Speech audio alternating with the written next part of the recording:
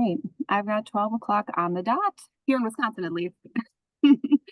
Welcome, everyone who's tuning in today to our weekly update hosted by Wealth Management, October 24th, 2024. My name's Megan, and on behalf of the entire team, we welcome you to our call today. I'm joined by John O'Hare, who is tuning in remotely from his home in Florida to tackle your questions today. Hi, John. Yes, our friends Jerry and my son JJ were not available, so I'm beaming in from Florida. Absolutely. All right, we've got a great lineup of questions. Just a quick reminder here, if you want to submit questions for next week's call or a future call, you can go ahead and send those to our team inbox, which is service@o'harewealth.com. Alternatively, you can always text us or call us at our main line. That's 414-644-0060. With that, let's dive into the first question if you're ready, John. I am ready. Let's shoot. Someone asks, I own rental properties. Do you think rent controls will be implemented? That's an interesting question because there has been talk on the campaign trail and from the current administration about possible national rent controls. Many of you might not know, but there are cities that have experimented with rent controls for years. New York City being the most well-known. They had very strict rent controls until the early 80s, I think. The problem with rent controls is it restricts construction of new properties, so you don't get enough new units for people to move into. So personally, economists aren't big fans of rent controls. The reality is, to do a national rent control would have to most likely go through all of Congress, the House and the Senate, and then go to the president. That's a very unlikely thing. This is really a state by state issue. So I think that it is going to most likely be left to the states. The other thing is, although it's being talked about by the current administration, if they could implement rent controls, they could do it right now.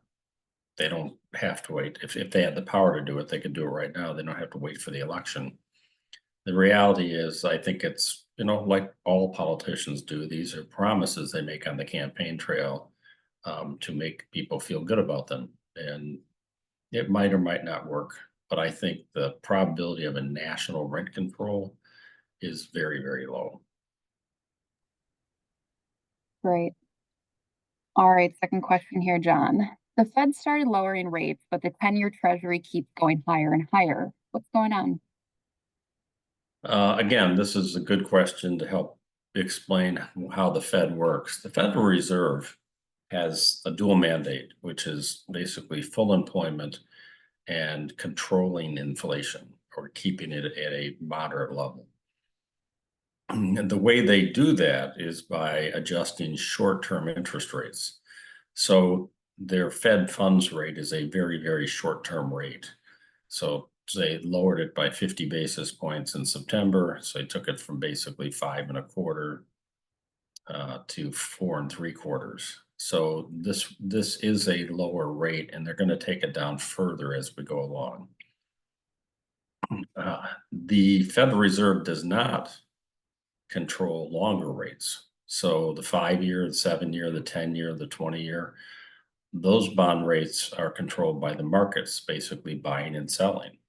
And the rates have been climbing up for a variety of reasons, some of which are speculation, we're not sure. But one is the economy might be stronger than we expected, which means that progress we've made on inflation might be stalling out. So longer term bond investors hate inflation. If they feel inflation has stalled out at the 2.5%, they're going to demand a in return for that. The second talk out there from investors is the government has a huge deficit now. Our deficits are running at $2 trillion, and more importantly, they're running at 6% of the economy. 10 years ago, it was 2 or 3%. So the debt is piling up. So there's a question mark of will investors keep buying the bonds at these prices? And that could be driving the rates up as well. The 10-year treasury, the investors that buy that might be starting to worry that at some point the federal government, US federal government, is going to have more and more difficulty paying their bonds. Now, as most of you know, our debt has more than doubled in the last 7, 8 years, partly due to COVID, but it's 100% of our GDP, where it was 70% 15 years ago. At 100% plus of GDP, economists start to worry about the debt being too large. So there's a couple of factors driving that. Unfortunately, for people looking for mortgage rates are based off the 10-year treasury bills. So mortgage rates probably aren't coming down a lot soon. They're a little over 6%, maybe 6.5%. With where the 10-year is at today, I think we're stuck at those mortgage rates for a while.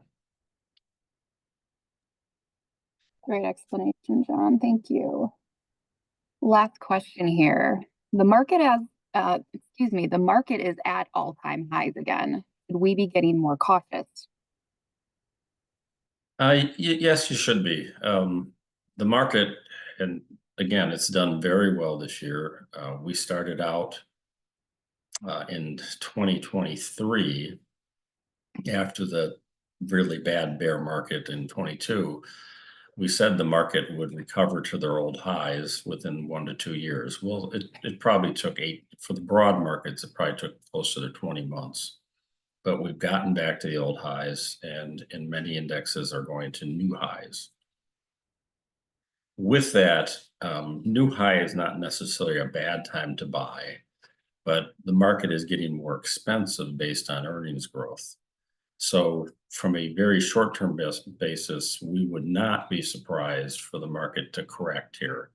And a 5 to 8% correction would be in line with still a bull market.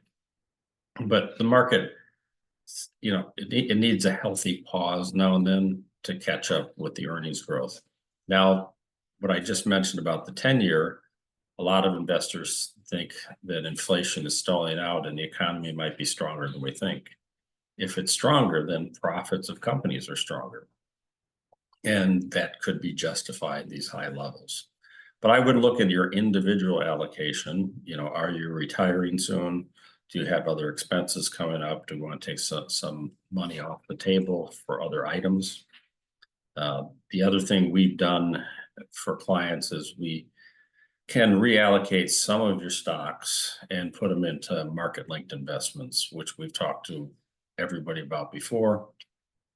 Market links tend to give much better returns than bonds, but typically have protections and barriers in them, so we're not taking full market risk.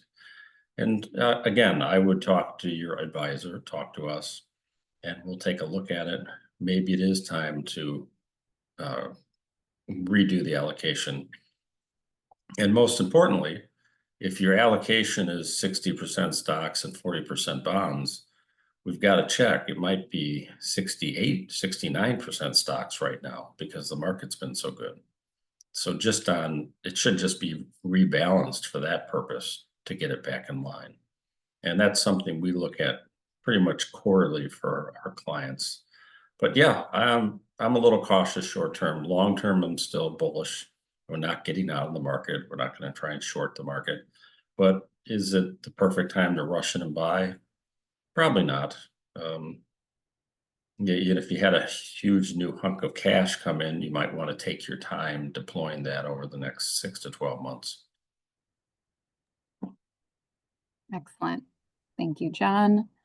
So that does it for our questions today. That moves us into our book recommendation, which I know we're getting to the end here of our time with Frostbite. And we've got another book slated for November and December. So John, why don't you talk about Frostbite? I think next week is our final week mentioning that one, and then we're moving on. So give us your final thoughts on Frostbite. Yeah, Frostbite, again, a fun book to read. some of the things we took away, 70% of the food you eat has been frozen at some point.